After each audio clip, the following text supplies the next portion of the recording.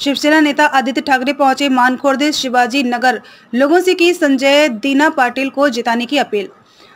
शाखा भेंट दौरा के तहत शिवसेना नेता आदित्य ठाकरे मानखुर्द शिवाजी नगर पहुंचे थे, जहां भारी भीड़ ने उनका स्वागत किया। इस दौरान मौजूद लोगों से उन्होंने ईशान्य मुंबई के शिवसेना यूबीटी उम्मीदवार संजय दीना पाटिल को जिताने की अपील की।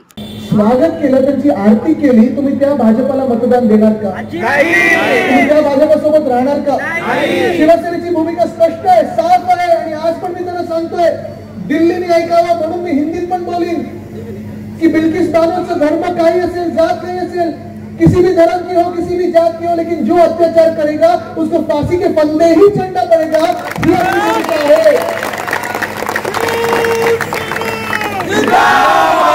ह्याला बोलतात देश, ह्याला बोलतात धर्म, ह्याला बोलतात देश नक्की चालला तरी कुठे। आणि म्हणून मला माहितीये तुम्हाला जायचं आहे, तुम्हाला आता वेळ होत चाललेली आहे, 10 वाजायला आले, आमच्यावर पण आचारसंहितेचं बंधन आहे, मी जास्त वेळ घेणार नाही, पुन्हा एकदा आपली प्रचार सभा होणारच आहे। पण आज हा प्रश्न आलेला आहे की आपण दिल्लीच्या दादागिरीसमोर झुकणार का? आज जे महाराष्ट्र द्रोही किंवा महाराष्ट्र विरोधी भाजपा आहे त्यांना तुम्ही मतदान करणार का? आज आपण बघतोय एका भाजपाचे जे उमेदवार आहेत पियुष गोयल जी, त्यांनी परवा इंटरव्ह्यू मध्ये सांगितलं मेरा एक सपना है, हे पियुष गोयल जी बोलते ना, मेरा एक सपना है मुंबई को स्लम फ्री करना है।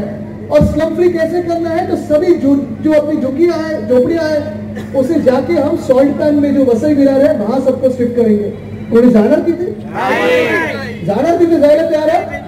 आपलं शिवसेनेचं धोरण आहे ते स्पष्ट आहे, जे आपले झोपडपट्टी पुनर्वसन योजना आहे त्याचं धोरण हेच आहे की ज्याची झोपडी जिथे असेल तिथेच आपण त्याला घर देणार। हे शिवसेना म्हणून मी तुम्हाला आज सांगत आहे। पण आपण 10 वर्ष जे ऐकत आलो, प्रधानमंत्री आवास योजना असेल, 2022 पर्यंत सगळ्यांना घर असेल, सबको घर मिलेगा ऐसे सबने किसी ने कहा था, किसी नेता ने कहा था, मिला किसी को घर नहीं मिला। आणि म्हणून आज मी तुम्हाला प्रश्न विचारतोय की जे पियुष गोयल तुम्हाला सांगत आहेत, भाजपचं जे स्वप्न आहे की आम्ही सगळे झोपडपट्ट्या मुंबईतून काढून वसई विरार किंवा वडाळा किंवा जिथे मिठागर आहे तिथे टाकणार, तुम्ही त्याला निवडून देणार का? त्या भाजपला तुम्ही मतदान करणार का? हे स्वप्न तुम्ही लक्षात घ्या, कारण ही स्वप्न नुसतं एका उमेदवाराची नाही तर संपूर्ण पक्षाची आहेत। आज इथे संजय राऊत तुमच्या सोबत उभे आहेत, आम्ही सगळे शिवसेना म्हणून सोबत आहोत। आपल्या गेल्या जे काही महाविकास आघाडीचं सरकार होतं 2.5 वर्षामध्ये कोविडचं काम तर केलंच, मुंबईचं कौतुक जगभरात झालं, वर्ल्ड हेल्थ ऑर्गनायझेशन असेल, सुप्रीम कोर्ट असेल, सगळ्यांनी आपलं कौतुक केलं, उद्धव साहेबांचं कौतुक केलं। कारण तेव्हा जेव्हा सगळीकडे देशभरात आपण पाहत होतो भीतीचं वातावरण होतं, मग सीएचं वातावरण असेल, एनआरसीचं वातावरण असेल किंवा कोविडचं वातावरण असेल, जिथे जिथे दंगली पेटवण्याचं काम भाजपा करत होतं, आपण इथे शिवसेना उद्धव बाळासाहेब ठाकरे पक्ष म्हणून 2.5 वर्षात एक सुद्धा दंगल होऊ दिली नाही। ही आपली शिवसेना आहे, सगळ्यांना घेऊन आपण पुढे चाललेलो आहोत। कारण जो कोणी या महाराष्ट्राचा भूमिपुत्र असेल, जो कोणी या महाराष्ट्र प्रेमी असेल, जातपात धर्म न बघता आपण त्याची सेवा केली होती आणि पुढे देखील करत राहणार, हा मी तुम्हाला शब्द आज इथे द्यायला आलेलो आहे। ते गोवंडीत आल्यानंतर देखील जे आपण स्वागत केलं, माझं पूर्ण गल्लीत जे स्वागत होत होतं, काच माझी खालती होती, लोक येऊन भेटतात, सांगतात की आदित्यजी फिकर मत करो, हम आपके साथ है। तेच वातावरण मला संपूर्ण महाराष्ट्र दिसत आहे।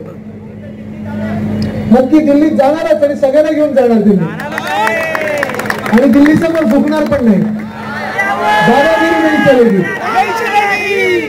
हमसे जो टकराएगा मिट्टी में मिल जाएगा, हमसे जो टकराएगा मिट्टी में मिल जाएगा।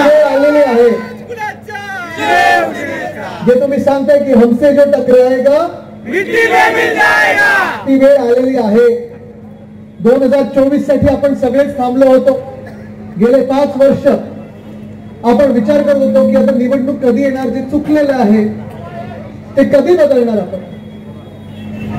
आणि त्यावेळी एक वेगळा नारा होता, एक ही भूल परत करणार ती भूल।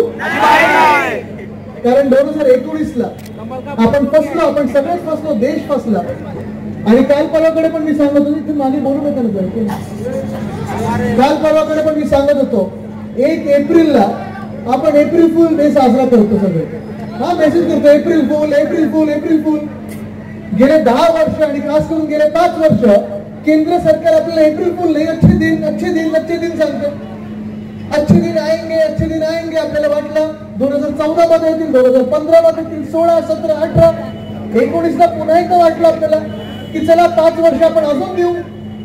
आता 2014 वरनं 2019 नंतर आता 2024, 10 वर्ष झालेले आहेत. अच्छे दिन आले कोणाचे?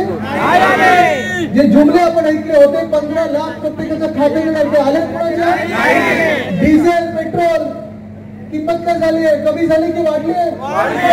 गॅस कमी झाली की वाढली की किंमत महाग होत चालले, महागाई वाढत चाललेली आहे, जुमले वाढत चाललेले आहेत. आणि हे सगळं होत असताना तुम्ही मला सांगा, हे जुमले जे अच्छे दिन आएंगे जे चाललं होतं, हे अच्छे दिन कदाचित काही भाजपच्या नेत्यांसाठी आले असतील, जो भाग्य के उनके लिए आए होंगे.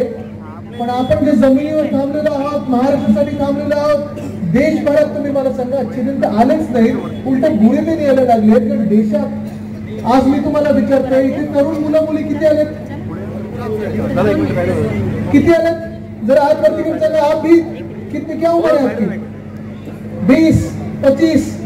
तुम्ही मला सांगा, शिक्षण झालं, सगळं झालं, जॉब मिळतात, नोकऱ्याच्या आपल्याला प्रत्येक वर्षी 1.5 कोटी जॉब मिळणार होते. आहे नोकरी आपली घरा आहे? आणि हाच प्रॉब्लेम झालेला आहे देशभरात. संजय भाऊ, कालचा रिपोर्ट आहे, काल सांगितलेलं आहे की तुम्ही IIT मधून शिका, IIM मधून शिका, कॉलेज मध्ये शिका किंवा नका शिकू, नोकरी आपल्या देशात नाहीच, नोकऱ्या मिळतच नाहीये. म्हणजे तरुणांना तुम्ही खोटी स्वप्न दाखवली, गाजर दिलं, आणि हे सगळं करून तुम्ही जी बेईमानी करताय, ती सगळी बेईमानी तुम्ही आमच्या देशासोबत करत आहात, आमच्या तरुणांसोबत करत आहात. कारण 10 वर्षानंतर देखील ज्या तरुणांनी तुम्हाला मतदान केलं होतं, आमचं वय वाढत गेलेलं आहे, गॅस, डिझेल, पेट्रोल, GDP वाढत तो चाललेला आहे, पण अजूनही आमच्या घरात चूल पेटत नाही. ही मुसीबत, ही तकलीफ, ही जी काही, हा जो काही प्रॉब्लेम आहे, तो आपण सहसा कुठेही जगभरात पाहत नाही, तो आपल्या देशात पाहतोय की तरुण पिढी वाढत चालली पण जॉब मिळत नाही. आणि म्हणून आज जे तुम्ही माझं स्वागत केलं त्या गल्लीतून इथे येत असताना, इथे खास करून चालत असताना मी नम्रपणे आपल्या सगळ्यांचा आशीर्वाद घेत होतो. वरती बघायला मला स्कोपच नव्हता, कारण एवढा तुम्ही फुलांचा वर्षाव करत होता. पण हाच फुलांचा वर्षाव, ही फुलं तर बदलली पाहिजे. कमल का फुल तर नकोच आपल्याला, एप्रिल फुल पण नको आपल्याला, पण ही जी फुलं टाकली तर तुम्ही त्या दिवशी EVMच्या बटनावर जाऊन मशालाचं चिन्ह जे आहे ते दाबून अशी मतांचा वर्षाव तुम्ही संचलनावर केला पाहिजे. गद्दारांचं तर तुम्ही काही लक्ष घेऊच नका, कारण जे गद्दार 40 गद्दार मिंदनसोबत गेले आणि जे खासदार त्यांच्यासोबत गेले, आता तुम्ही बघता त्यांचे हाल काय चालले. आपल्या वेळी हिंमत नव्हती कधी भाजपची असं सांगायला लागलं की तुम्ही हा उमेदवार बदला की तो उमेदवार बदला. काल त्याने आदेश दिला मेंदी गटाला, 5 उमेदवार तुमचे खासदारकीचे बदला. आता मी तुम्हाला विचारतोय, आज त्या गद्दारांना विचारतोय, क्या होगा तुम्हाला? लाचारी, पळाले त्यांच्यासोबत. तुम्ही सुरतेला पळालात, गुवाहाटीला पळालात, गुवाहाटी जाऊन टेबलावर नाचलात. जे काय होतं तुमचं फिक्स टर्म एम्प्लॉयमेंट सारखं 2 वर्षासाठी होतं, आता पुढे काय स्वप्न आहेत की नाही तुमची? तुमच्या हातात गाजर देणार, चला घरी पण आज मी तुम्हाला सांगतोय की आज आपल्याला हा बदल घडवायचा आहे, परिवर्तन घडवायचं आहे. आणि आज मी तुम्हाला सांगतोय, तयार आहात की तुम्ही? इथे महिला